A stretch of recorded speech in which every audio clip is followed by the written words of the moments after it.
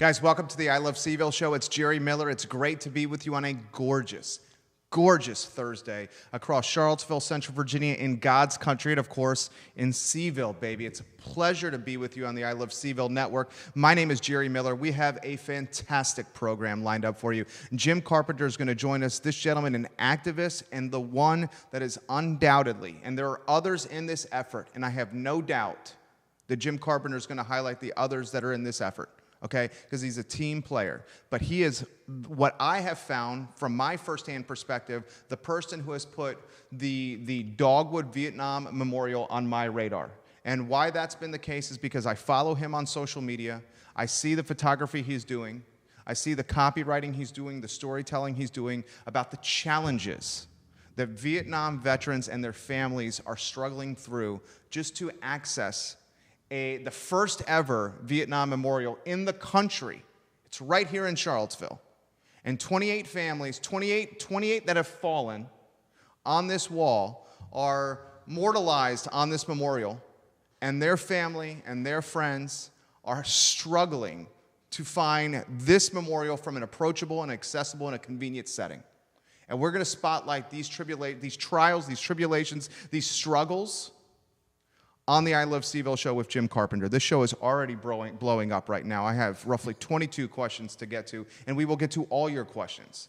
All I ask is that you like and share the show. I am fired up because this show and this topic, it's close to home for me. And why it hits close to home for me is because we struggle in Charlottesville with so many macro concepts, so many concepts that are unattainable, so many concepts that are potentially being leveraged by folks in power for their personal benefit, as opposed to a micro concept like this that should have been solved years ago, decades ago. Okay, it frustrates me. But we're going to talk about that with Jim Carpenter here on the I Love CVille Show. Before we go anywhere, let's thank some of the folks that make the program possible. First, Interstate Pest and Service Companies.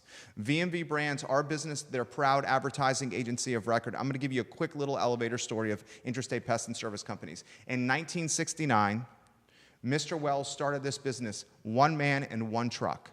He would go to a home in Charlottesville or in Central Virginia. He would service that home. And then he would head to a phone booth where he would call his second customer from the phone booth and say, "May I come and service your business now?" Today, Interstate Pest and Service Companies is a 4-generation strong business. 4 generations. With an office in Richmond, right around the corner from Bodo's Bagels on Harris, an office in the Shenandoah Valley, and a Commonwealth-wide footprint. Our business is so proud to work alongside the Wells family. So proud. I also want to give some love and some attention to Scott Wagner of Scott Wagner Chiropractic and Sports Medicine. We're also their advertising agency of record. Scott Wagner, through chiropractic care, sports medicine, and physical therapy, is changing people's lives, one patient at a time. Go support the businesses that are supporting our community and undoubtedly leaving the community in a better place. Ladies and gentlemen, I have the easy job. All I have to do is sit on this microphone and be myself. This gentleman, Harris Tolber, this gentleman, Judah Wickower, Lauren Linsky, they have the difficult jobs of trying to keep someone like me on task, and it's no easy task. I salute the team because I understand that the teamwork makes the dream work, and we are a team. Harris Tolber, I'm going to throw it to you real quick. You ready for this show? I think this show is going to be a hot one, baby. What are you thinking over there? Yeah, I'm excited. I think it's an important topic that needs to be brought into the spotlight more, and we need more people supporting it, so I'm excited for it. I'm excited. I'm excited as well. Let's go to the studio cam. Let's welcome Jim Carpenter to the program. First, I want to say thank you for joining us on the show. Glad to be here. The second thing I want to say is, Jim Carpenter, you have fantastic taste in clothing, my friend. Absolutely. My mom once told me, with your red hair, you can't wear pink. However, as time has evolved, the red has gone to white, and now it looks pretty good. You're looking really good, dude. Yeah, you look pretty in pink. He looks better in pink than I do. He pulls pink off better than I do. Let's give Jim Carpenter a like and share on whatever Facebook page you're watching. Before we get to the Dogwood Vietnam Memorial, my friend, let's talk about Jim Carpenter, the man. Hobbies, passions, interests, what you love about Charlottesville. The show is yours. Well, let's go back about 51 years when I picked up a camera while I was in high school. And Lord, I never knew that camera would take me around the world like it has. And I mean around the world by being able to photograph 8 presidents in my lifetime. Desmond Tutu and Queen of England and more dignitaries than I'd ever thought. However, that being said, it is also such a wonderful situation of being able to photograph for over a half a century. And that to me is a God's gift. I never went to college. I went to the School of Hard Knocks. I worked for the Daily Progress for 20 years, and I was a photojournalist there doing that. 31 years ago, I bought Gitchell Studio after Mr. Gitchell had a heart transplant. And, you know, God takes you down a road sometimes. You never know whether that right turn or a left turn or whatever turn you make is going to make a difference. And so far, he's guided me so much down the road of doing the right things, finding the right people, being at the right place at the right time, and having influence around me of people who have really home and family values. I can't be any more blessed than get to do what I get to do every day. I mean, 51 years. I want to sleep in? 7:30 in the morning, I'm up and ready. I want to go. I want to be able to see a blossom. I want to be able to see happy faces. For that first 20 years, I kind of saw a lot of bad things around. And when working for the newspaper, you saw death, destruction, all that kind of stuff. Back in those days, I would always try to bring to the table something that would interest people other than those hard news things. I photographed many crime scenes, being I volunteered for the city and the county as a forensics photographer.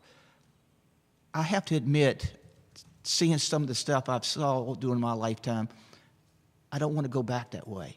When I bought the studio, it took me from the sadness to the happiness. And that's where we all need to be in our life, is happy for who we are and what we do every day. I love what I get to do every day, like I've said. And I don't have any passion of really, truly retirement. I sold my office 2 years ago, and really I decided I wanted to continue because I think God has a mission for me, and he's not finished with me yet. I love that answer. I think that's one of the best sizzle reels we've ever done in the history of the show right there, Harris Tolber. I can already tell that this is going to be an amazing program. You have a number of people that are offering their support to you. I'm going to rattle off their names in a matter of moments. Before I do, I want to rattle off a couple things that I found compelling of what you just said. My first job at UVA was at the Daily Progress. I find myself to be a journalist first. I own an advertising agency now, but I'm a journalist at heart. And what we're doing with this show is we're telling compelling stories. And where I got the foundation for telling compelling stories like this was my time under Jerry Hootie Ratcliffe and the sports department at the Daily Progress. It was a challenging time for me because my shift in the sports department was from 4 p.m. to 1 a.m. My days off were on Mondays and Tuesdays because that's when sports were not being played. My busiest workloads were on Friday, Saturday, and Sunday when my friends were having a good time. I was grinding. You can relate to this as a photojournalist because you remember that's when the sports were being played. I'd like to ask you of what you remember as a photojournalist in your time covering Charlottesville and how the community and how Charlottesville has evolved from your time as a journalist till today. Open-ended question. Wow, Jerry, that covers a lot of territory. And it's funny how one story I'm about to tell actually kind of relates to the Dogwood Vietnam Memorial. And it was back in 1970 or so when the University of Virginia students started kind of protesting over the war in Vietnam. And I was there photographing all that stuff. I remember on one evening when the state police had all lined up on right across from the rotunda, ready to move out. And then the order was given to move out, and I was standing behind and was photographing people being towed off. Some people were taken basically out of rooms, and then they were put into a United van line or Mayflower van line. It was just people were just put in there, and then they were taken over here to the police department and booked. It was crazy. The honk-ins that were that actually on Ivy Road were all, the protesters would block the road and they were asking people to honk as they went by. It was the stuff like that that, little did I know, would impact my heart over the Vietnam Memorial. I, too, am a veteran. I was in 1968 to 1988 in the Army Reserve here. In 1969, I was, in fact, about this time 50 years ago, I was in Fort Knox, Kentucky. I was finishing basic training. I watched my friend, Private Private Corbett. I watched him as we used to be going to firing rifles and such. And he befriended me, and he showed me his pictures of his family and everything.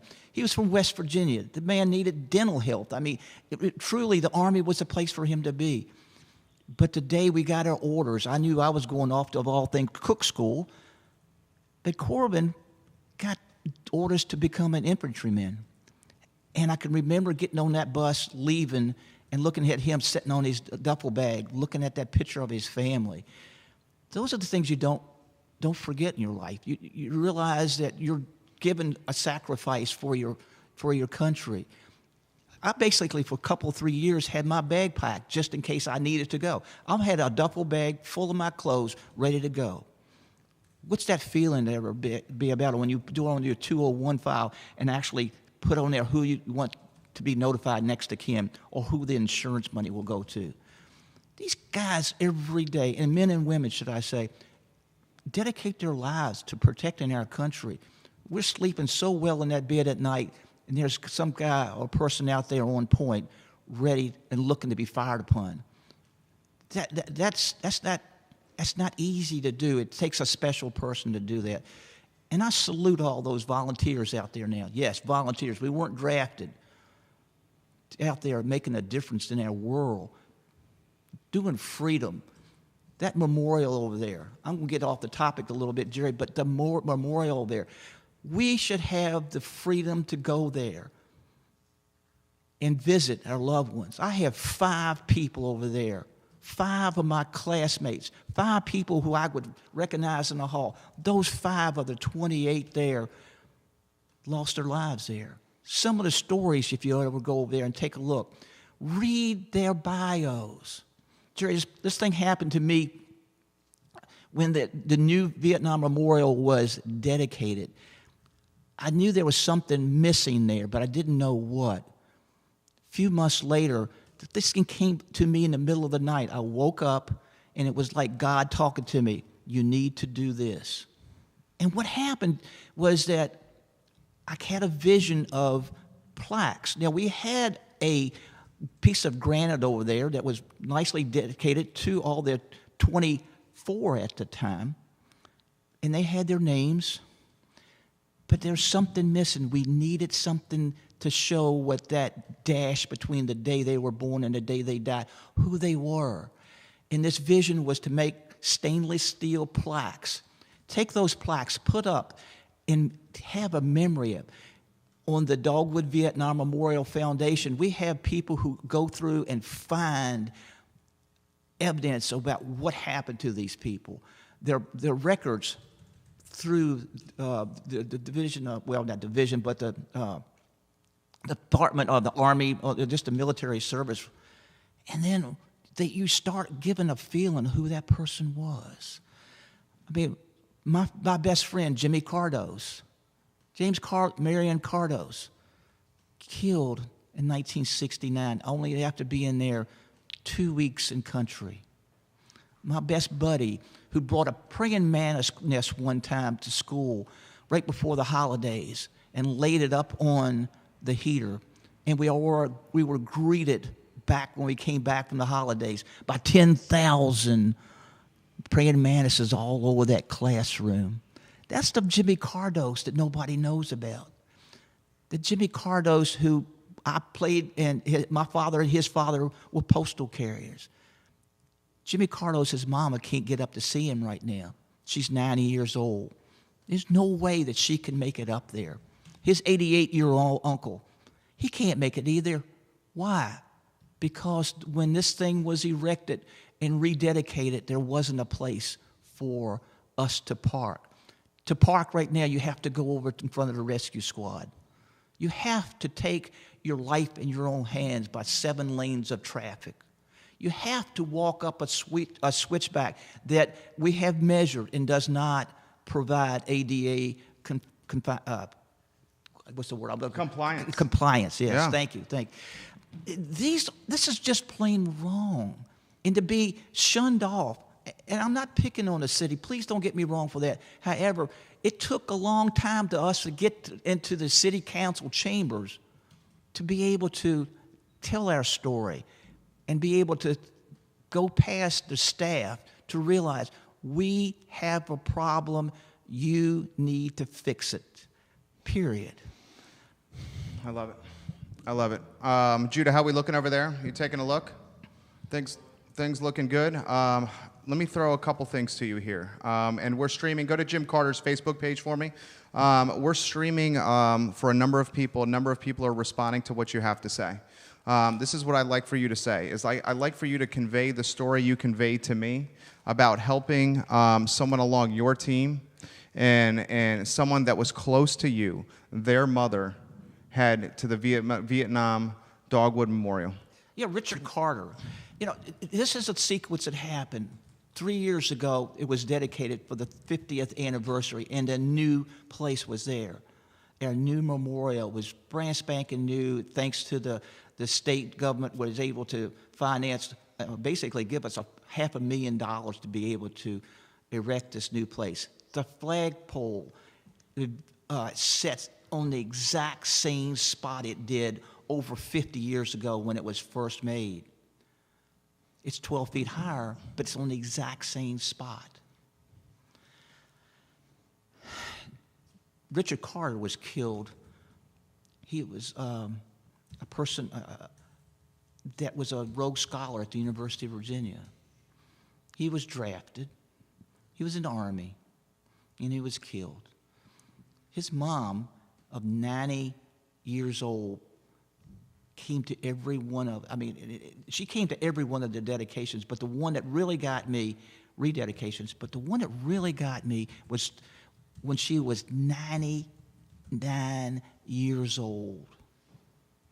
On her 98th birthday, we were able to unveil Richard's plaque. And that plaque, we had to actually, we'll just back up a little bit. So she was presented his flag when she was 97. On her 98th birthday, she was presented and got to see her son's plaque. Beulah Carter stood there in the rain that day with a rain suit on with pneumonia. She wanted to see her kid. A few months later, I got a phone call from a friend, said Beulah would like to go visit her son. Would you help?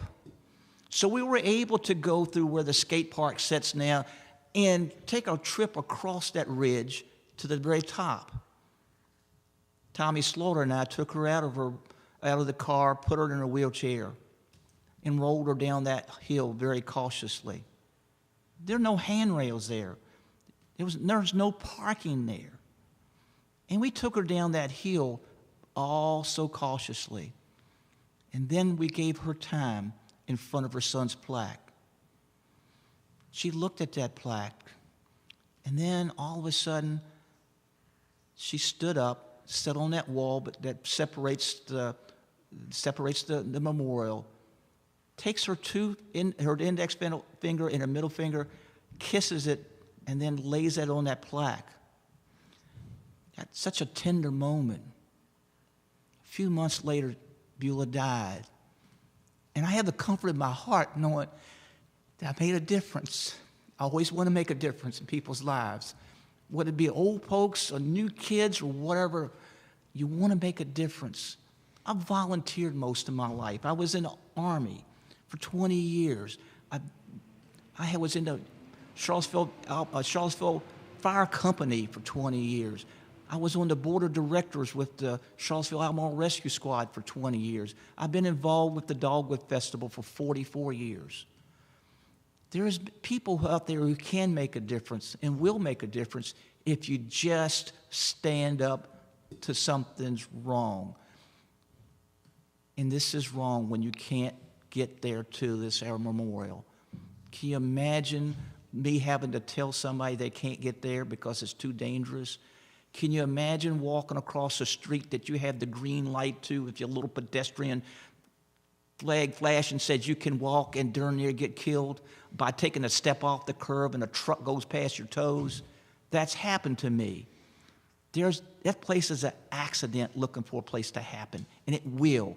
We have got to have a plaque up there saying, thank you, City Council, for making this place accessible, versus a plaque that says, this is a place that somebody was killed because they were trying to visit a friend. Couple things I want to throw to you. Your page is blowing up. We're going to get to Jim Carpenter's page. Judah and Harris, Jim Carpenter's Facebook stream is going perfectly well. Judah, I've sent you the updated password that you're looking for. I'd like for you to go and connect my page, I Love CVille, CVille Food, and Scoutology CVille. Make sure it's streaming well. It looks like I Love CVille and CVille Food are connected. Scoutology CVille and my page, make sure you're connected on your end. Jim Carpenter's page is doing extremely well. Let's read some of the stuff that's coming from your friends. Okay? And this is going to hit close to home. Okay? Yep. This is from Debbie Bauer Swanson. We support you, Jim. Keep fighting the good fight. Patsy Ballou. Yes, sir. We support you, Jim. Lori Brooks Powell. Yes, sir. Jim, keep standing for Charlottesville. We all know you will. Cheryl Petska. I support you, Jim. Bobby Mundy. Thank you, Jim. Tish Underwood. Stand strong, Jim Carpenter. Bill McKenzie, Jim Carpenter, a truly civil civilian. Sandy Eppard Barber, we support Jim and the Charlottesville I grew up in. Christy Jenkins Vaya, we support Jim Carpenter and the Vietnam Memorial. Cynthia McNary, Jim, real men wear pink. I'm watching you, stand strong, Jim. Kevin Higgins, every now and then a small town has a big hero. Jim is that hero. He has an army behind him, supporting his fight to do the right thing. Renee Parker, he's the best. Barry Schizler, Jim, thank you for all you have done for the memorial. Glenn Gentry, thank you, Jim Carpenter. Patsy Ballou, I wish I have a captain close so I can understand what you say. I support you. Stephanie Sherman, Jim Carpenter, we love you. You are amazing. We honor and totally support you. Thank you for all you have done. Alicia Ophelfield, when I think about journalists and amazing photos or of Charlottesville, I think of Jim Carpenter first. He is God's angel on earth. Gloria Barber, this man is Jesus in skin. His love for humanity is so touching and a model for all of us. Listen those in authority and do the right thing. Claudia Cardos, thank you, Jim. Bring it home, Jim. Make them see. Ray Cadell, one fine human being, an exceptional community citizen. How does this make you feel? Because it's bringing me to tears. It's overwhelming. I mean, Claudia Cardos, I was just talking about her brother. That was my best buddy. You know, I have the pleasure of going up there when the flags need to be lowered for whatever. And I take care of those, each one lowered until we get to the American flag, and that will always be the last to come down. And I stand there and I'll salute sometimes. Once I actually had a person write me, says, I saw you saluting the flag up there. Who are you trying to impress? And I wrote back, I said, I wasn't impressing anybody. I was giving those fallen soldiers respect. You should be giving them respect. You're able to speak your piece. That was one of the things they were fighting for, is freedom. We need to be fighting for this freedom too. Let's put the who, what, when, where, why out there, okay? Sure. And I'm going to get out of your way. And the who, what, when, where, why, the oldest and first Vietnam memorial in the entire country. A Vietnam memorial that honors 28 fallen soldiers. Families and their brethren try to access the memorial, and if they are in not good physical condition, have a difficult time accessing it because it's not convenient or approachable. The show is yours. You know, one of the things I think back to is the very first memorial. There were three people, Jim Schishler, Ken Staples, and Bill Gentry. And it's like Jim Schishler said, we were all sitting around talking about news, sports, and weather in a barbershop. Champ Lawson, the first casualties from Charlottesville and Albemarle County, was listed in that November of 1965. Jim Schishler went to the city manager, Jim Bowen at the time, and talked to him. He said, we need to honor these people. There are going to be a lot more. The vision he had at that time was tremendous.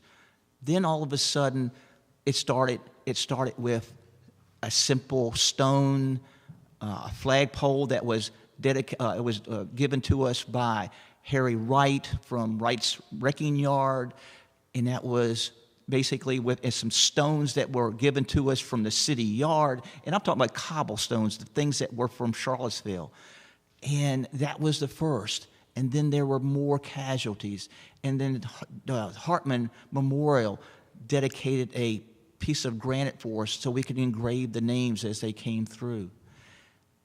On those dedications, we would drive in through McIntyre Park, through the old where the wading pool was, and across that ridge we would go. We would park there. The Dogwood princesses and the Queen and Miss Virginia and Miss America, whoever was there at the time, would stand on that hillside, and they would give their respect. One year there was a guy named Barry Sadler there, and if you remember the Green Beret record back in the late '60s, he was the person who sang that. He was up there. And as this time has evolved, we've had people like the Hartman Memorial once again. I have to say that because they went up there after we went from 20-some people to 28, finding people along the line while we were trying to raise money for it that had passed on, that were in the war that we did not know about. And it ends up there where it is now with this beautiful plaque, with this beautiful stone with all their names, the plaques, new lights up there that were given to us. All we had to do is pay for the installation of them. And then we've gotten donations from Bank of America have stepped up, and they are doing all kinds of wonderful things. In fact, a volunteer day, when they went over there painting and cleaning, that's the type of thing that we should be proud of. It's this memorial is more than a thing for the fallen. It's for the living, too. We call it the place that heals. I have seen veterans set up there. As I drive by, you just know that's who it is, because they're sitting there with their hands cupped in their head, their head cupped in their hands. I remember one day up there working on something, and there was a big truck that was going off, hitting west on the bypass. And I hear this truck, boop, boop, and I look and I see this guy saluting. Wow, what an impact. How many times have I had people walk up to me and say, how do you get to that place? Because I can't figure it out. There's not very good signage. There's still no place to park. And we're going to put that in perspective. You have over 2,000 people watching right now. Laura Payne says, you're truly an amazing man. Tim Ryan in Crozet says, this is unbelievable right now that's happening. Laura Jackson, thank you kindly for watching. Jim Carpenter's page is on fire. Lori Brooks, pal. Jim, thank you for bringing respect back to Charlottesville. Donna White Marshall says we can always depend on Jim to get it right. When the community responds, there's so many comments right here. They're continuing to come in. Deborah Dimer, thank you for carrying Jim Carpenter. I'm having a hard time keeping up with the comments that are coming in here. When the community responds like this to you, it is getting me choked up. You know, how does it make you feel? It was overwhelming. Of course, I knew the response was out there, but now to be able to see that in writing, it's so fulfilling in my heart. You know, I'm just being a spokesman. There are other people on that committee just work so hard all the time. Bruce Eads. Bruce Eads. I want to talk about Bruce a little bit. Bruce was in that war 50 years ago. He's a Marine. He was an interpreter. He spent 13 months in country. Sometimes he would not go back to his base camp for 4 to 6 weeks. Do you know what that is to be living out of a canteen? I mean, really, truly. Bruce came back to the States and just didn't want to ever talk about it. Bruce separated himself from other folks. He let his hair grow. Bruce started riding his motorcycle. He didn't want to show he was a soldier, a respected soldier who should have been given a welcome home. A soldier who did this job when he raised his right hand. A soldier that would not talk about anything about Vietnam for 25 years. And then he got involved with the Vietnam Memorial. He got involved because of a guy named Jim Schistler. On that spot, 25 years later, he gave a speech that was remarkable this past Friday because he cared, because that hill healed him, because he was able to get it out of his seats, the demons out of his body, as he called it. Foxhole religion? No.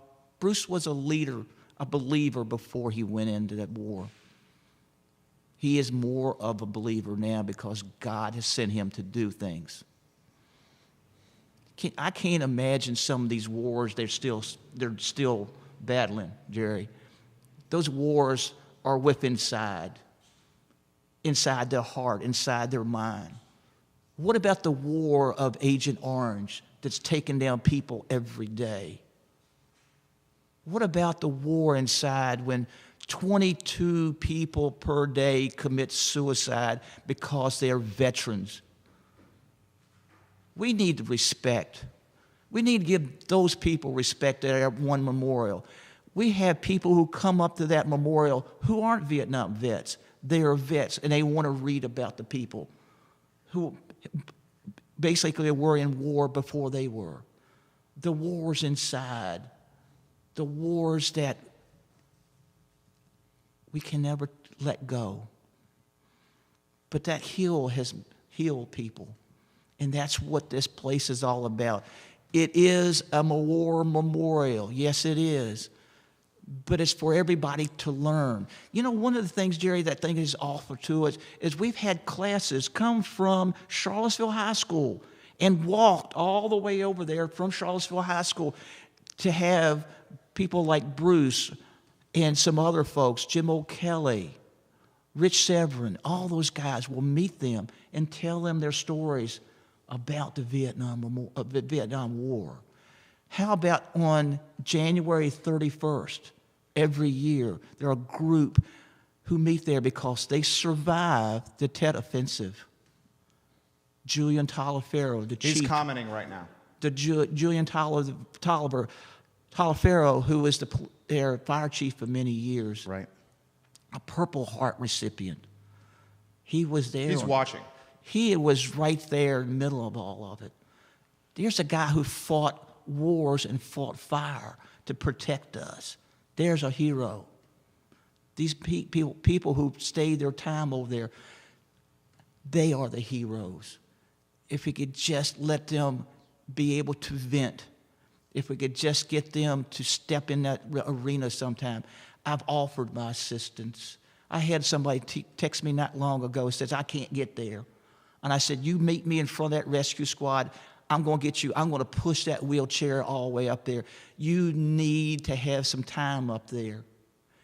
In certain respects, sometimes you can sit there and put your back to the flagpole and you look up at the flag wave, and then you look back down and start looking at each one of those plaques. And each one of those plaques has a crazy glow to it. And it's like it's speaking to you. One of the plaques, I'm going to take it in just a second, of Lance Corporal Walter Ross, born in 1949. He was from Fluvanna High School. Walter Ross had 2 more weeks in country. He had people he was going to bring back with him to take him out of a war-torn country, to be able to give them a free life, or give them a life that they won't have to worry about who might shoot them because of what they wanted. They wanted their freedom, something we enjoy every day, but we really don't. We really just let it go past us. And he was killed before he could bring those people back.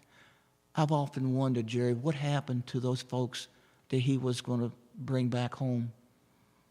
Did they make it? We don't know. We don't know. Just like Corbin, my Private Corbin, I think back to him, and not too long ago, I took the virtual tour of the war memorial that's online. I didn't find his name, and I was glad.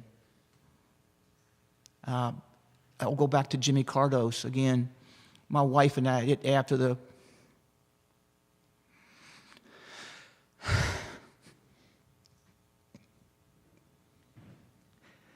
after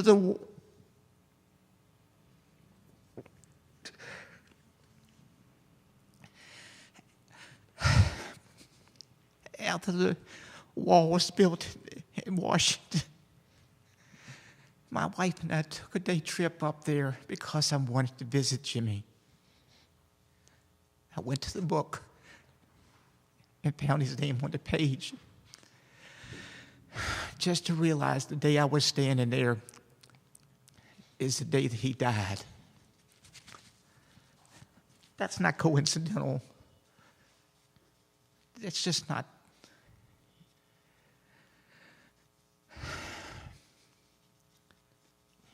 It's very humbling when you know God's on your side and you think this memorial should be given a fair chance for people to really understand who these heroes are that's up there. We really need to give them that respect. And I'm just begging to the city council to try to get this right. It's wrong. It's too close. But not let people be able to visit somebody.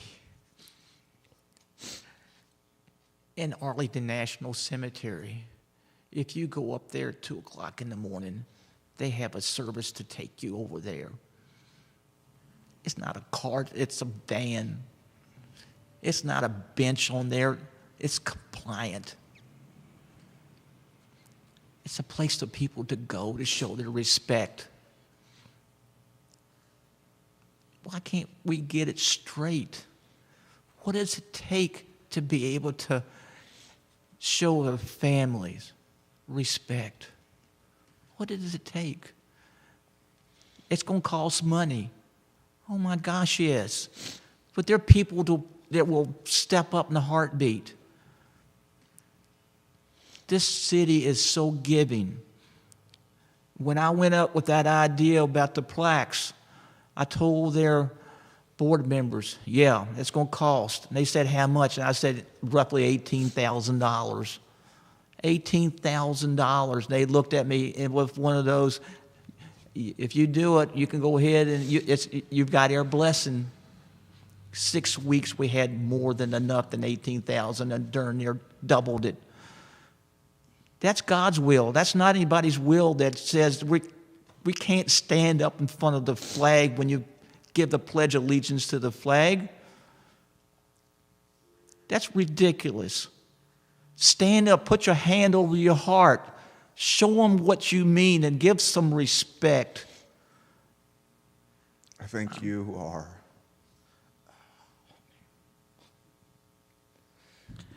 I think you need to turn that into a sizzle reel, please, Harris. Starting with my question all the way through that answer. Your courage to come on this program and to be an ambassador for this movie. Buddy, right there. Like moving me. Yeah. And I need to ask you about this. You did an amazing post on your page of someone calling you dangerous. Yeah. And it was a friend of years. It still is. I pray for him. I give forgiveness because I don't think he really has any clue what he was saying. But he did. He looked at me straight in the eye one day and I said, why are you not talking to me when I see you? We've been friends for a long time. I need to know what is going on between you and I that would separate us, our friendship from all these years. And that's when he said, you're a dangerous person, Jim Carpenter. You're dangerous. You're dangerous just like Donald Trump, and I don't like him. My heart was taken out and put on a platter when that happened. I'm standing up for what is right for 28 people. I'm standing up for their families. I'm standing, looking you in the eye and telling you, you are wrong if you think I'm dangerous. You really are wrong. You have my prayers, my friend. I'll always call you my friend. I'm not going to back off from that. But what you were was misinformed. You were misinformed by some people. And that is wrong. If you cannot stand up for yourself and think that those 28 people don't deserve something, then you're really wrong. You will find out through your lifetime, my friend, that standing up is really good sometimes. I think Jefferson said it one time, a rebellion every now and then is good. I'm rebellion. I am the rebellion guy right now. So if you think I'm dangerous, I might be. But I'm also seeing a poll over here saying that you're not right. Why? For having you think that way. Why did he think you were dangerous? Sometimes there's personal motives on everything. Is that what it was? I think so. I think it is. Because you were willing to stand up for something you believed in and go against the grain and ruffle some feathers? I think so. I think it's because what I wrote in there. I think, it's happened to be one of those things. It's tough to be, and as the older I've gotten, the more I've realized that God has blessed us as individuals with different gifts. And from a firsthand standpoint, I feel like he's blessed me with the gift of human connection and confidence and courage, charisma, willing to take risk and go against the grain. And as someone who understands what you're doing, and that's the whole essence in a lot of ways of being an entrepreneur, and that's one of the reasons why I want to run for, say, the 5th District, because I want to do better for the community that's been so good to me for 19 years. And I don't want to just do it from like a capitalistic standpoint anymore. It's about giving back. And I see what you're doing, and it's the same thing. Like, I admire you. You've been in this community for so long, for decades, for longer than I've been alive. And you have this personal connection to Charlottesville and Central Virginia and this Dogwood Vietnam Memorial. And you have the courage and you have the fortitude to stand up and go against the grain. And a lot of times, and I say this, and I've gotten this perspective since I've had my son. My son's 13 months old. The easy way is oftentimes the hard way. The easy way is not, the right way. The right way is oftentimes the hard way. And you're doing what's right, and it's hard. And it's causing you to go to city council, and it's causing you to go to city council and sometimes not getting the respect that you deserve from council members. And it's causing you to have conversations at the Vietnam Dogwood Memorial, and you're asking if city council members are present, and they're not. And it was Ann Malik from the Board of Supervisors who showed up and no one else? Yep. And I respect our counselors, and I respect the job that they have to do, and I try not to criticize people because I don't understand what that individual person is going through in their personal life. But for Charlottesville and our leaders not to go strong and to bat for something like this, when our leaders are so committed to macro concepts like trying to figure out affordable housing in Charlottesville and raising real estate and meals and lodging taxes to figure out affordable housing, but there's no clear-cut path of what that money from these increased taxes is going to do from an actual plan to fix affordable housing. It goes in a slush fund. And that slush fund, depending on who's elected to council in November, can be allocated no matter how those new members decide. And it's frustrating. And then I look at something that is a micro concept, like the Vietnam Dogwood Memorial. All you are asking for is approachability and convenience and accessibility for the oldest and first memorial in the country that happens to be in Charlottesville, Virginia. That's all you're asking for. And it's not being done. And you have an interim city manager and Mike Murphy that is saying to us that it's going to cost potentially millions of dollars, when that potentially is not even the case, when there is not an organization or a panel or a subcommittee that is organized to help brainstorm and assess and research and put a plan of execution into play to help you guys. I can understand your frustration. We've had more people step up. We've had Elizabeth Delaney, who was one of the architect designers for the D-Day Memorial in Bedford County. She has stepped up and offered her services for free. I think the city should realize that this thing could get done. All we need is your blessing. All you need to do is say to the new city manager, and I can't remember his name. I'll look it up. Okay. He's from Texas. Yes. And I actually introduced myself to him the other night while I was at city council. But the thing was, is that when he comes in, he's just going to be overwhelmed with Teron Richardson. Right, yeah, Richardson. And all I'm asking for when he gets here, for him just to stand up and said, this is my first piece of priority situation. We're going to get this straight. We've got to get this straight. It's funny that my belief sometimes, Friday was a day that it looked like it was going to storm any second. It looked like we were just going to get blown off that hill. But we all said prayers the night before. And that's prayers were answered when you can actually see the wind, and one whole huge cloud went to one side of us, and another cloud went to the other side. It wasn't a parting of the seas by any means. However, we finished that memorial, and then the rain started. All I asked God that night when I was praying is, says, please, dear Lord, let this thing go through without the rain, without any complications from a storm. And sure enough, look what happened. It did. Look what happened. One of the things the city keeps saying is that when you enter and exit where the new skate park is, that it's a dangerous situation.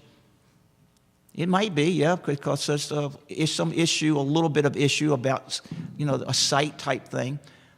However, we entered and exited that place for over 50 years, not with one time. So I asked the city police department, I said, can you give me an incident report that shows anything for that particular entrance and exit? Well, they couldn't give me a precise situation as far as that particular pinpoint. However, they gave me something between, let's say, Park Street and over to Deary Road.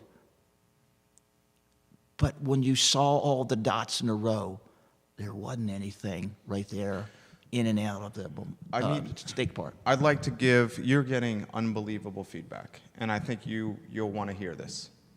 I'm going to read as many of these as possible, okay? And guys, if you're watching on any Facebook page you're watching, if you want this topic, and if you want some results, and you want this attention to be spread even further, like the page and share the show.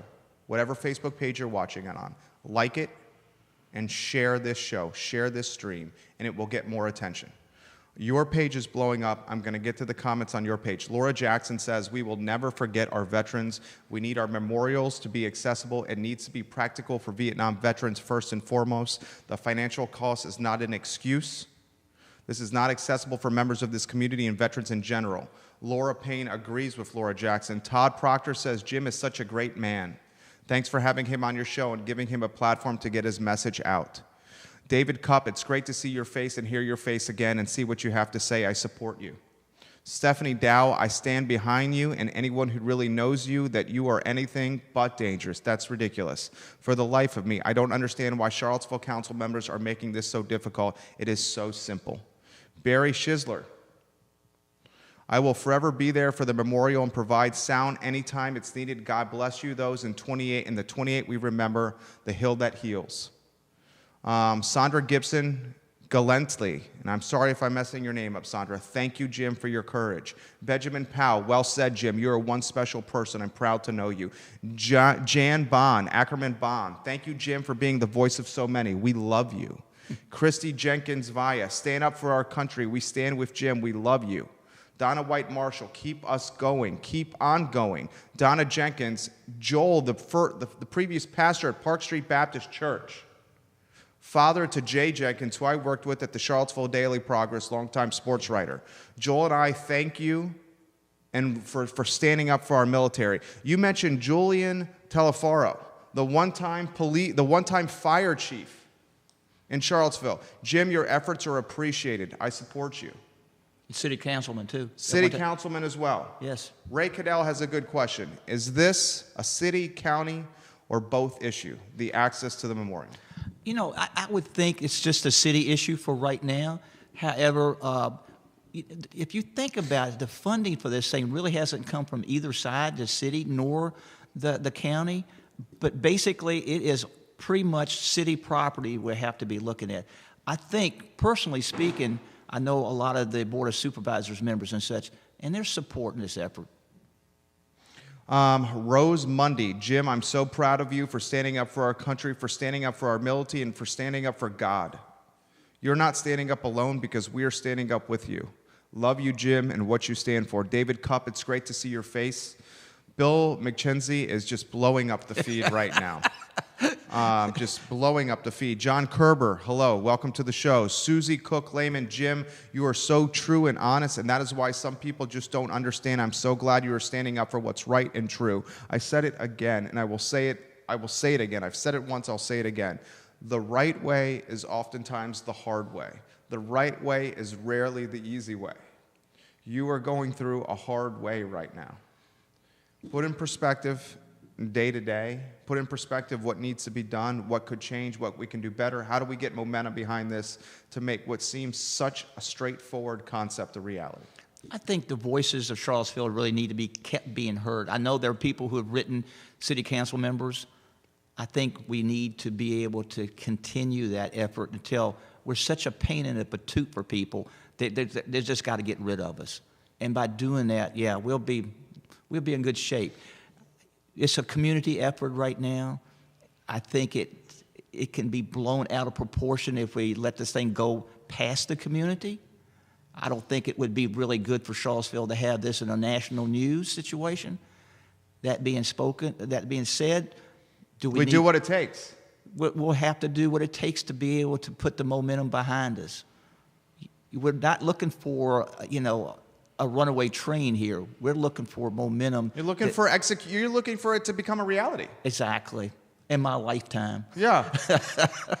Why? I'm going to throw this to you. This is a tough question. Put in perspective, because it's, my wife says sometimes I'm a stone, that I need to show more emotion and more compassion. And it's kind of like that cliche, I try to be strong for everybody in my life. And they come to, looking for answers. And I try to provide them and help. And I certainly try to be strong for my wife and my son. And in the process of being strong, sometimes then you do suppress emotions. And you're probably, and I'm speaking about myself, is not as compassionate as I should be. Because it's difficult to flip a switch. And as soon as you got here and I started seeing your emotion, I couldn't help it. Where I'm going with this is, talk to me about the emotion that you're feeling and the emotion that you showed here on the show and why it's so present. Because it's a contagious, I feel like it's so authentic. I wear my emotions on my sleeve, I guess, because I've seen so many different sides of people. The thing about helping people, I do a Facebook situation. I call it Lessons Learned. And the people who follow me all the time, write a book and all that stuff. And I will get around to that sometime. But to be able to help somebody in a situation. I was at the Dogwood dance the other night, and one person came up to me and says, Jim, I have a problem. I would like to ask for an idea how to handle it. My wife and I never had kids. And to have a teenage young lady walk up to me and to say, I need your advice. I was overwhelmed by that. Of all the people she could ask in that room, she asked my advice. There's situations where you know that there's somebody out there hurting. You know that there are people out there.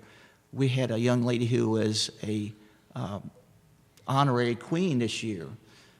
She and her parents were, her mom and her were hit by a drunk driver.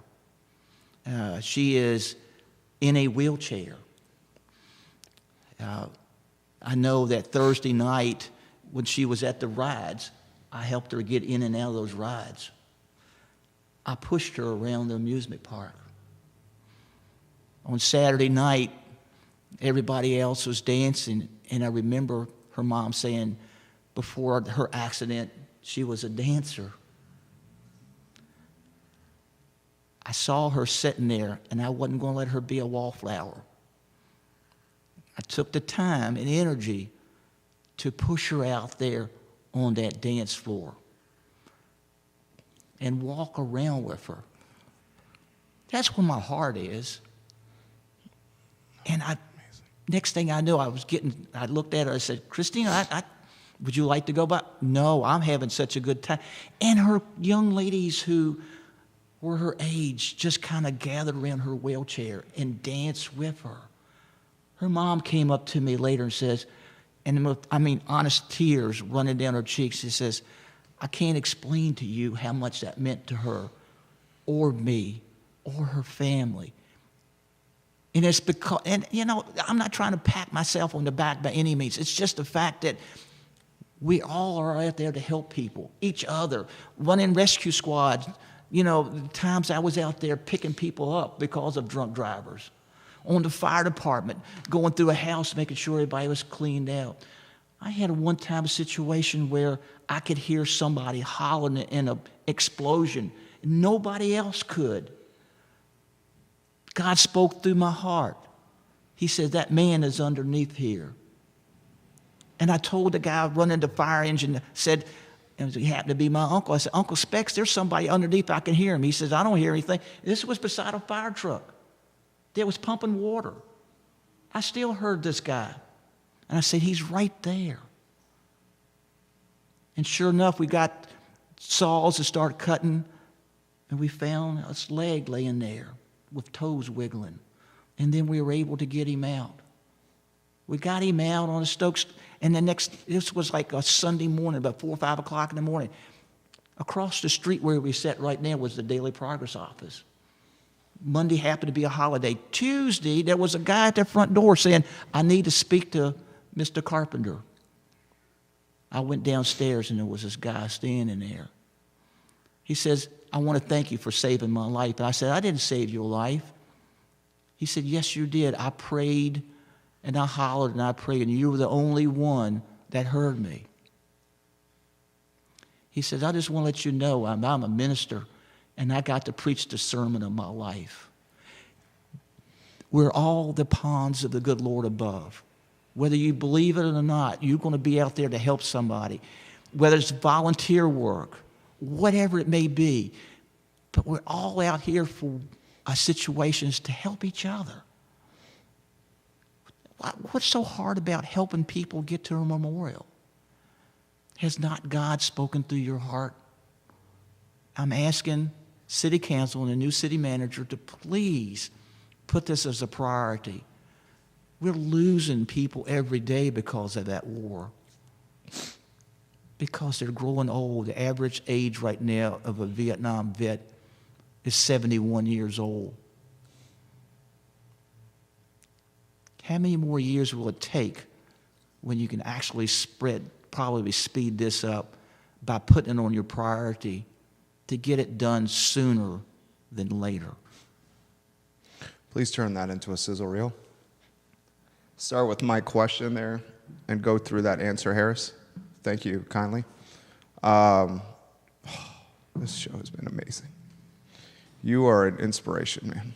I had no idea that that this kind of emotion was going to be present today on a Thursday in May of 2019, and I'm truly grateful. I'm grateful being able to air this out and speak to the public, and I apologize for getting them a little bit emotional, but Please don't apologize. it's I need to learn from you about this.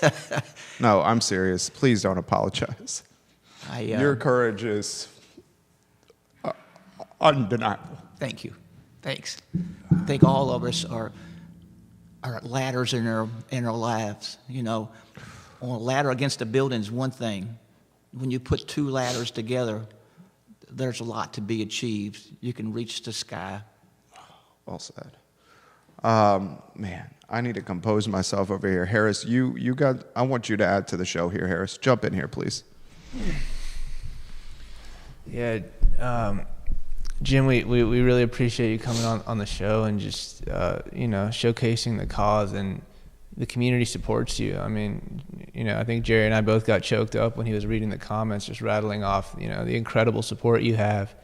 And yeah, just hearing your story had me choked up. And, I think people resonate with your cause. I think you can really make a difference. So we appreciate you coming on the show today.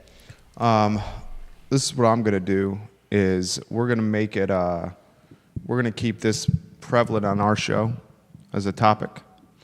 I'm going to extend open invitation anytime you want about any updates, any changes, anything that needs to happen. This platform is now your platform. I mean that. Thank you. Thank you very much. This platform is your platform, and utilize it any way you want.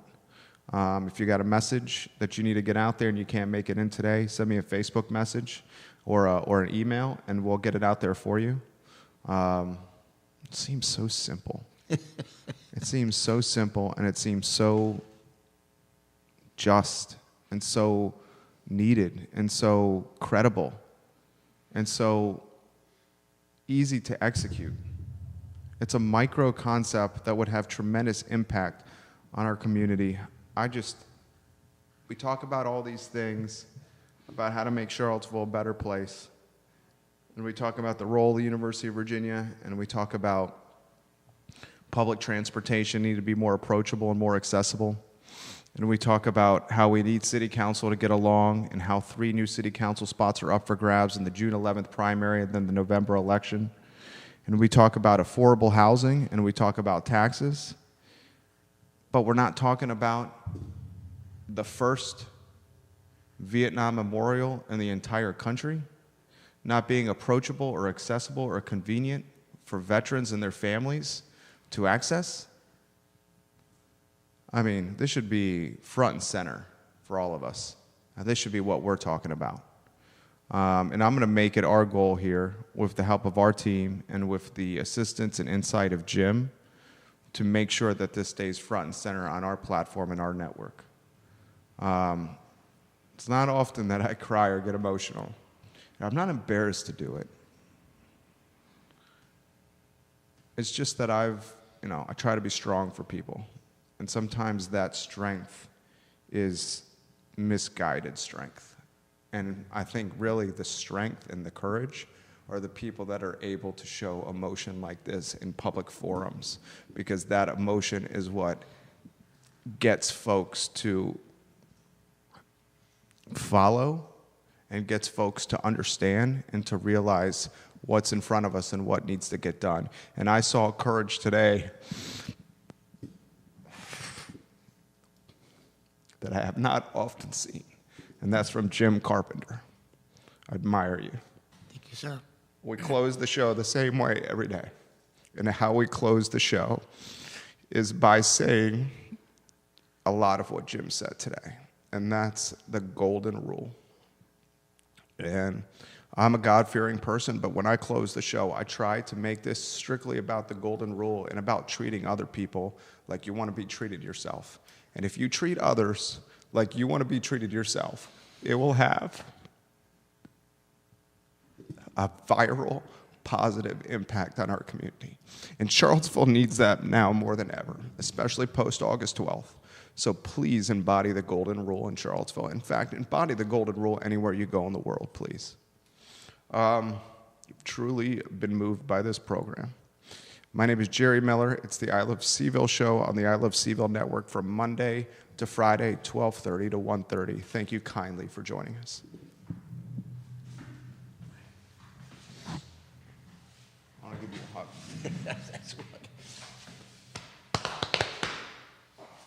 I appreciate you.